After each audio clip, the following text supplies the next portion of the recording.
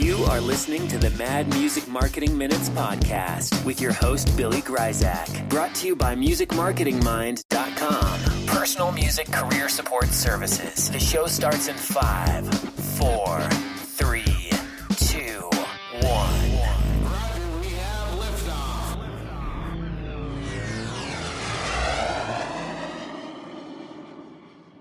Well, hello again, everybody. I'm so excited as always. The guests just keep getting better and better, and today is no exception. You are listening, of course, to the Mad Music Marketing Minutes. I am your music marketing mind, Billy Gryzak, and today we are talking to a man that's done some pretty interesting things, some pretty incredible things, and he just keeps on doing them. So without giving too much away right now, I'm just going to let you know that we are talking today to Rick Barker. And if you don't know this name, well, you should. And I'm going to introduce him right now, and we're going to let him tell us all about himself. Rick, how you doing today? I'm wonderful. Thank you. Right. So who are you, and what do you do? Why don't you tell us a little about yourself? And I think the audience is going to find it quite interesting. I always tell people I'm that kid that wasn't talented and didn't have enough talent. So I learned how to promote and went and found people that did have talent. I'm a guy who's blessed. I mean, let me start by saying that, Billy. I'm a guy who's absolutely blessed. I've been able to, for the last 25 years, make a living inside the music business. And I've been in so many different places inside the music business. I got my start in radio, which was a love and a passion. And I actually got a chance to work for a record company. I got a chance to manage and help launch one of the biggest stars in the world in Taylor Swift. Got to consult Sony Music, currently consult Big Machine Records and Live Nation. And then about almost a little over a year ago, I launched what is now known as Music Industry Blueprint. It was just a place where I could take my 25 years of experience and help people throughout the world understand and navigate the music business. And it's been awesome. You know, I always tell people, though, the two things no one can take from you is knowledge and education. And I've been blessed to have some amazing mentors, even though I wasn't blessed to be able to go to college at the time. At the age of when most folks are going to college, I was living in the 80s, living in Hollywood, California, trying to kick a drug habit, so I never got a chance to go to college, but I haven't ever stopped learning, which is awesome. And that's what I always teach kids. It's not what you do, it's what you do after. I'm coming up on 22 years sobriety, having a time of my life and making a difference in other people's lives too, which is always important. I think it's very important. That is really, really awesome. And also, aren't you involved in? Now, you said that you didn't actually go to college. No, but I heard through the grapevine here that you're actually involved in college level instruction. What's that all about? That's funny. SAE Institute, who is world renowned for their audio engineering program, has started up a music business program where they're offering an associate's degree in music business in like 16 months. Great course, great group of people. And a gentleman by the name of David Hooper, who wrote the book Six Figure Musician, dear friend, big fan of his work. They were talking to him saying, hey, we're looking for some instructors. And he threw my name out there. And when they called, I said, look, we need to get something straight here real quick.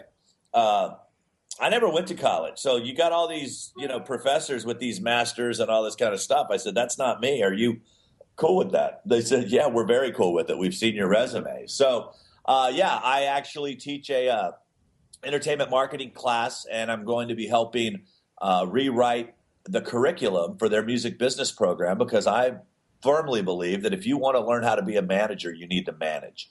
And there's just a lot of things that are no longer relevant that I think kids are spending time learning that they don't need to spend a large amount of time on. So they're letting me come take a look at it from more of a practical approach and able to create a curriculum so that when people start school from day one, I will let them come inside the Music Industry Blueprint and interview artists and have an artist that they're responsible for their whole 16 months of their education.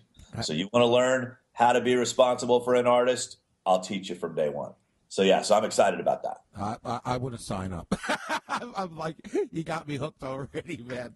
And you think I'm joking, but I'm really not. That just sounds like the coolest thing in the world, man. It does. It is. It really is. You know, are you familiar with Martin Atkins at all?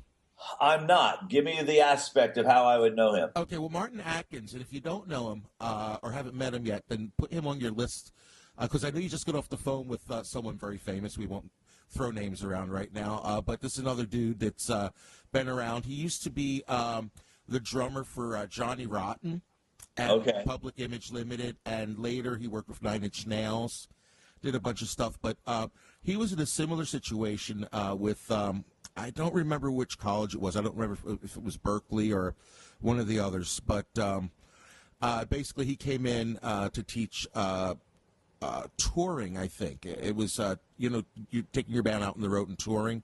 Right. And I guess they had some course materials that were easily 20, 30 years out of date when he got there. And he basically had to rewrite the curriculum for them to bring it up to date. And just recently, and that reminds me of what you were saying. We were talking about that off the interview one day, Right. And did you find that some of the materials that the colleges are teaching is a little out of date then, is what you're Well, thinking? a lot of it's a lot of theory, and people need practicality. I don't care what you've learned. I care what you know. And a lot of times, there's like, for example, they'll spend 16 weeks on marketing and distribution. Well, there's 2 distribution channels. Do you need really 16 weeks to learn 2 distribution channels? No. You need to spend more time learning the internet. You need to spend more time learning psychology. You need to spend more time learning human behaviors. There's a lot of things that they're not teaching. And that's what I have learned over the last 2 years is I spent more time learning from marketing people than I have music people. And it's made such a difference in my music business. Yeah, that is true. My son just turned 18, and he's a musician and is considering a career in the business. And he was just trying to decide whether or not he was going to go to college for music or not. And my advice to him was, if you want to get the best education possible for your music career, is to take business courses. Absolutely. No, absolutely. And marketing courses. Oh, well, marketing without saying, yeah. Now, yeah, absolutely. Yeah, marketing and business is where it's at. Yeah, absolutely. I'll share one other thing with you before we get into the topic I really want to get into. Sure. I have a friend that graduated college and has a degree in media and communications.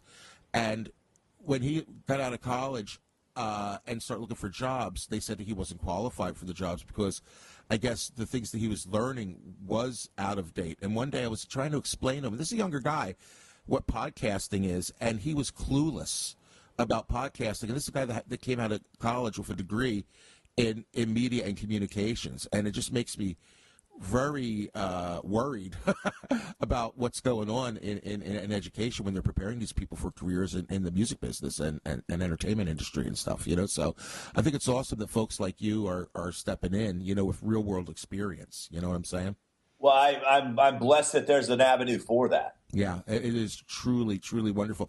Well, I'll tell you what, we're going to take a short break, and I have a little message here from Only Sky Artists.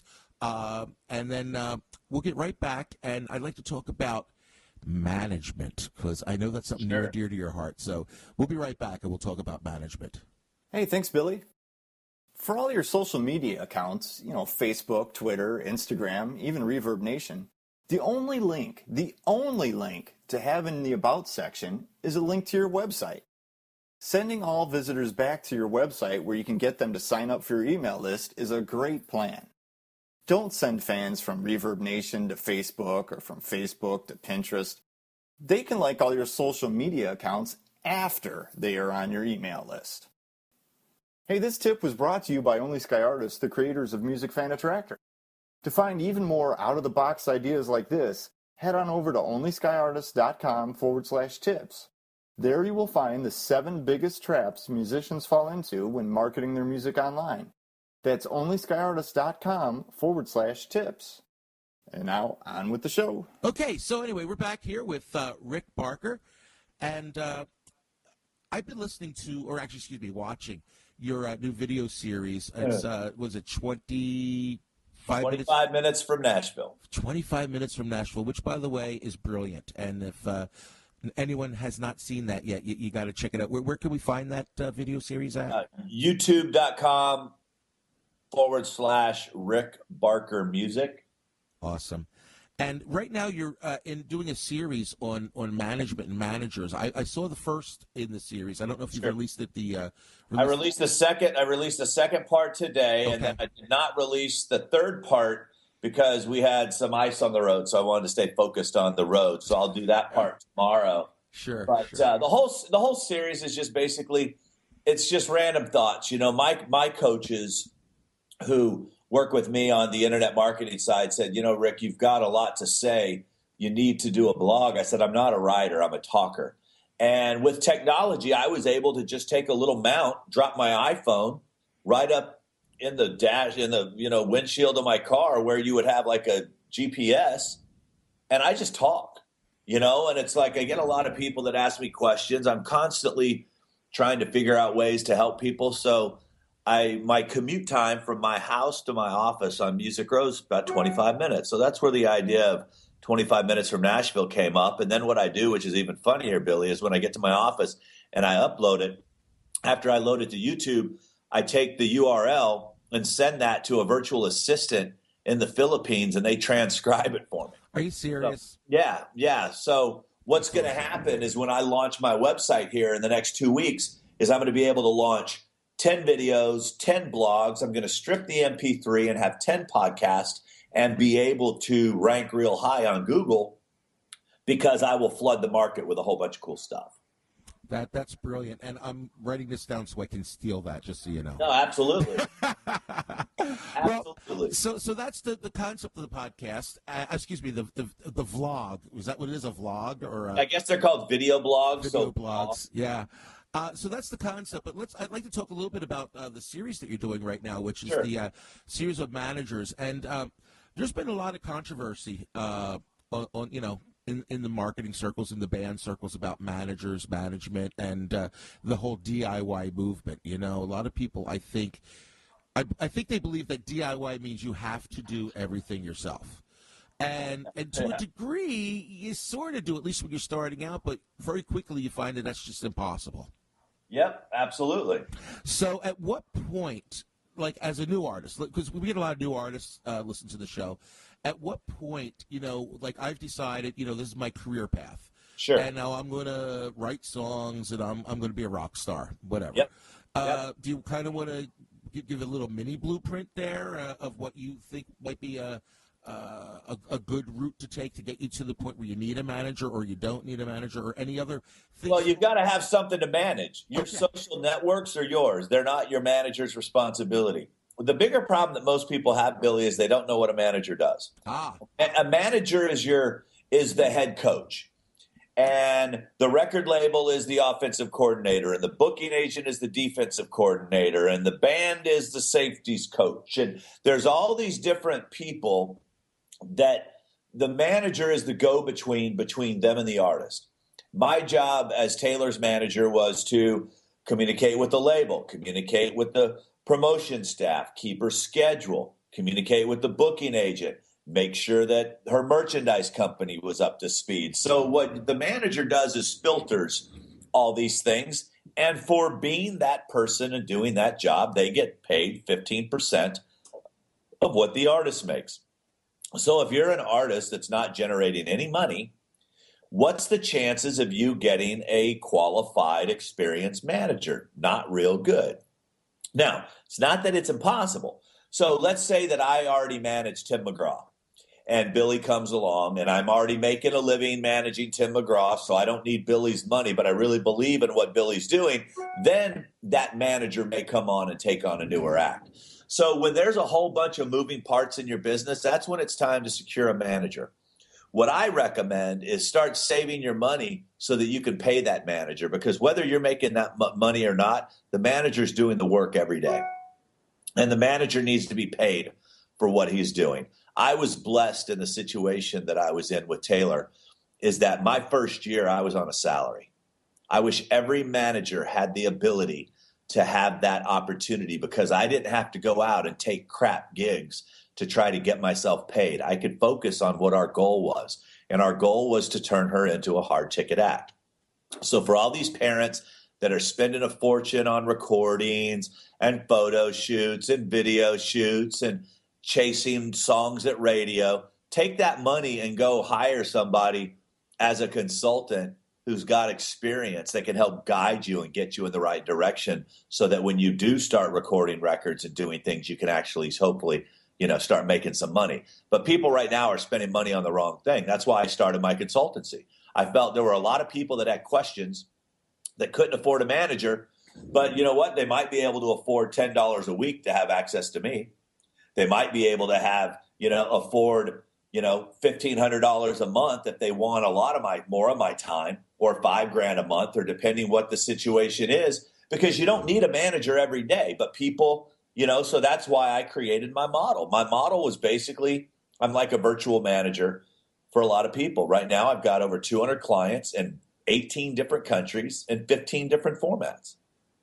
And I'm able to help them get one step closer to achieving their dreams and teaching them the music business all at the same time. That is amazing. Absolutely amazing. So I'm a new artist. Okay. And I've got some songs, and I'm putting them up on the internet, and I'm actually posting on Instagram regularly, or Twitter regularly, or Facebook, and I'm starting to get some gigs. And what do you think the next logical step for me is? You need to start building an email list, because what's going to happen is you're going to wake up one day and Twitter's going to be gone, and Instagram's going to be gone, and Facebook's going to be gone, and you're going to have no way to communicate with your fan base. So what I teach people is to start them. There's the three most important things an artist has is their music, 1, their website, 2, their email list, 3. And by website, you're not talking about a Facebook page.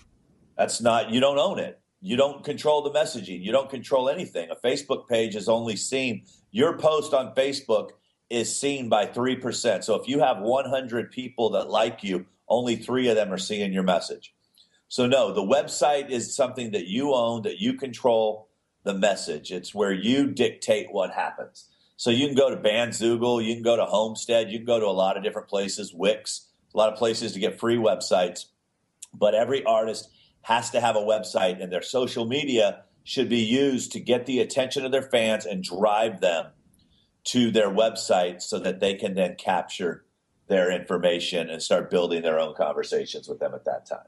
So you recommend an email list, and what's the best way, or how often should they be communicating with these people, do you think?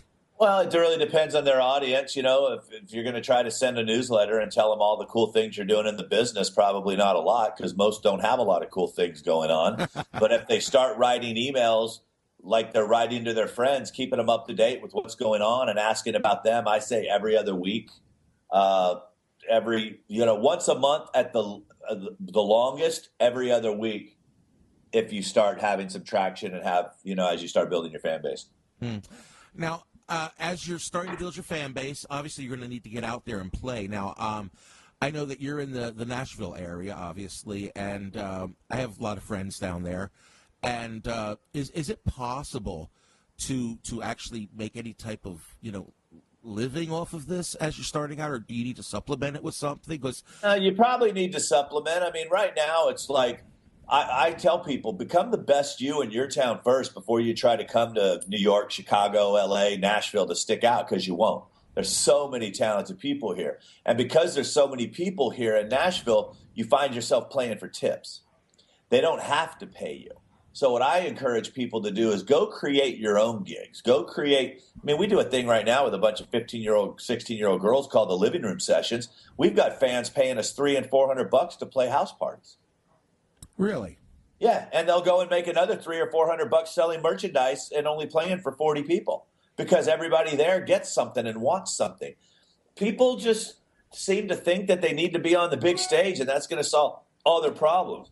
It's actually going to cause more problems, because it costs a lot of money to get on the big stage, and most people aren't there to see the opening act, so they don't make anything in merchandise. They don't make anything in record sales.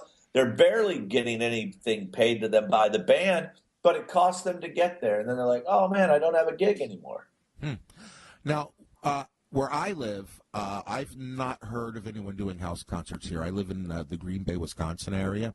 But I do know in other areas that it's, kind of happening. Now, if you are an artist that lives in an area, let's say, where that's not a thing, it's not something that you see happen very often, are there any steps towards doing something like that you might be able to recommend? Yeah, reach out to your fans and say, hey, who in the area would love to hold a house concert? Who wants to control all the meet and greets? Who wants to control all the backstage passes? Who wants to brag to their friends that I'm coming to town? Who could put 20 people in a room? Hey, I'm driving from Green Bay to Madison. Who along the way wants to host a party? It's like every town, I don't care where you are, has that house that's awesome. Usually it's owned by the guy who owns the car lot. He's got that party house. Everybody's got that person. Find out who that person is and then go to the fans. Too often people go to the fans, go to indieonthemove.com. INDIE on the THE move MOVE.com.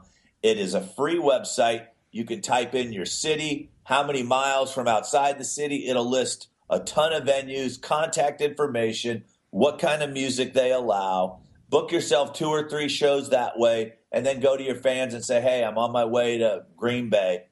Who wants to host a house party? Who wants me to come play their backyard? Of course, you can't contact your fans if you don't have the mailing list, right? Correct. See, it's all starting to make sense now. It's like there a puzzle you go. that you need to put together. In fact, it is a lot like putting a puzzle together. It seems like you're talking about the edges. We're getting the edges together. Now what we want to do is we want to start filling in the middle until we can see the complete picture, right? Right. So as we're moving forward now, I'm going to sidetrack just a little bit. I want your opinion on something. A big change in my life happened in the last year. I actually started going out to see live music again, which is something that I kind of didn't do for a long time because I was always out performing myself, Right. And the one thing that I've been doing is I've actually been going to open mic nights to see, what the kids are doing and the college kids and the high school kids and where they're coming from and whatnot. And there's this one artist here in Green Bay is very, very good. And he made a CD and he has like burned copies that he sells for $5, whatever, And they sound nice. They sound fine. And but he keeps talking about how he's got to save up this money to do this Kickstarter because he's got to go into a real studio and so that he can make it and he can get a record deal. Can you believe that the kids are still out there thinking they got to go into a studio, get all this money to make this record? So the record company is going to come swoop down and discover them. Is this fantasy? Does this still happen? What's going on? No, I mean, record labels, trust me, if you're discoverable, the record companies will find you. If you're playing shows and you've got a buzz and you're selling tickets and you're selling merchandise and you've got an online presence and things are going well, the record companies are going to find you. You mentioned Kickstarter. That's like going and asking strangers for money. You don't want to do a Kickstarter or any crowdfunding campaign until you have an audience to support it. And that's the problem is most people jump in and go, hey, I'm gonna do a Kickstarter campaign and make a whole bunch of money. That's why 80% of them fail. Right, exactly. And what about the studio? I mean, as a new artist, is it okay to record in my home? It's okay to do whatever. What it is you have to find out what your fans are willing to take. You're not sending songs to radio, so you don't have to have radio quality. I mean, just recently I had a kid who's got a huge online following. He recorded 11 songs in his bedroom on Logic, guitar vocals. Mm-hmm. We sold those 11 songs on Thanksgiving Day as a digital download. We sold over 200 copies of this little holiday record. He made over $1,000 in 24 hours on 11 songs he recorded in his bedroom the night before. So to build an audience, you don't need that. But what you do is you give them the work tapes, you give them the guitar vocals, the piano vocals, and then you say to them, listen, I'm going in the studio to record. Which song should I record? Now you're allowing your fans to be a part of the recording process. And guess what? They're probably going to buy a record they had a hand in helping make. Mm. That is absolutely fantastic advice. I don't live in a music hub. I live in Green Bay. I have friends that live in, Iowa and all these different places. You live in Nashville. I have friends that live in New York, California, whatever. how important is it to go to a hub, be in a hub, and at what point in your career do you need to consider that, or it's just fine to be in Wausau, Wisconsin, and hubs are great for networking. That's what hubs are great for. Okay, and explain networking a little bit, because we're not talking computers here. Let's say if you're the only songwriter in town, it's probably going to be hard for you to co-write with anybody else in town since you're the only writer. So if you're a songwriter and you need songs, you may want to get to an Austin or a Nashville where they're known for their songwriting. If you are in the hip hop world and you don't have any production facilities in Wausau, Wisconsin, you may want to get to Atlanta or New York or LA or Chicago. But if you just play music and you want to get good at your craft of playing music, stay where you're at, because you can now co-write with people by Skype. You can now attend music festivals online. You can subscribe to my video series and learn all the stuff that you need to know about the business.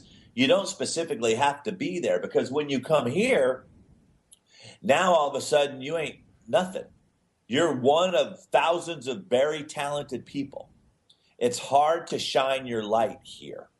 So that's why I tell people, if you need to come down, I have a kid right now, Levi Riggs, who lives up in the Indianapolis area. He comes down a week a month and he writes twice a day, every day. Then he goes home and sells seed and makes a couple $100,000 a year selling seed. And then he comes back down 3 weeks later and he writes for a week and he does his thing. He's got great time management skills. Him and I get together. He's part of the blueprint. He goes into the community and arranges his co-write sessions right there on our private Facebook group. So when he comes down here, he takes advantage. I always encourage people, come down here and just to walk around, take a look. See all the people that are out trying to do what you're trying to do. It'll humble you, and it'll send you home, and you'll either work harder or you'll go ahead and change professions. Sometimes that's what you need to do. You need some reality. Absolutely. This business isn't for everybody. It's an absolute blast. But you know what? It's like there's so many places you can make money in the music. I absolutely love the music business and make a great living. And I can't sing a note. I can't play an instrument. I found my part. I found my place. I found where I could succeed. That is awesome. I'm going to ask you one last question, okay, and then we'll let you tell us where we can find you and sure, all those good things. If you have one nugget, one bit of advice that will hopefully make somebody's day today or something, put on a light bulb, sure, what is it? I live under the motto that weird wins. And the reason that weird wins is because most people won't do weird because it takes them out of their comfort zone. And if 98% of the people won't do something, that means that I only have to outwork 2%. And when Taylor and I got started, what we did is we sat down and said, okay, what do we know that Miranda and Carrie and these other artists won't do? And then we went and did it. For example, we knew they weren't going to stay after and sign autographs for 3.5 hours, so we did. We knew that they weren't going to go on MySpace, which is the only social network we had at the time, and get to know their fans, so we did. We knew that they weren't going to go out in front of audiences before the show and make friends, so we did. So do opposite of what everybody else is doing. Find a couple people that work and duplicate it. Go treat your fans like they're your friends. And I mean friends you like, not friends that you lied to, not friends that you can only stand to be around when they're doing something for you. You start treating them like friends that you like, and it will change your life. Wow. I said it to you once before. We're kind of slightly kindred spirits with the high school thing. I talked to you about that one time. Yeah. And our philosophies are so similar. I can't wait to come down and actually shake your hand and give you a hug, man. Looking forward to it. I will do that when it gets warmer. Okay. Perfect. It's a little too cold. Yeah, up here warmer right for now. you or warmer for us? I mean, We'll be 20 we'll be we're at 27. You're probably at negative 27. Yeah, exactly. You know, so actually, that's not too far off. It was like -10 today with like Okay. 20 wind chill. Anyway, okay, well, great. Well, now we kind of have a handle on who you are, what you do, but I know people want to know where they can find you. Easiest way is the website, musicindustryblueprint.com. Jump on there. I've got a free video series. Just tell me where to send it. I'll get it off to you, and then you'll get crazy in my mind. There'll be links to my YouTube and Twitter and Facebook and all that stuff there as well. So musicindustryblueprint.com. Beautiful. And I'm assuming there's email contact information there as well. Yeah, they just hit the contact button. But anybody who needs it, it's easy. rick@rickbarker.com. Fantastic. We've been listening to the Music Marketing Minutes with Music Marketing Mind Billy Gryzak and Rick Barker. I got to say goodbye. Rick, say goodbye. Goodbye. Bye-bye.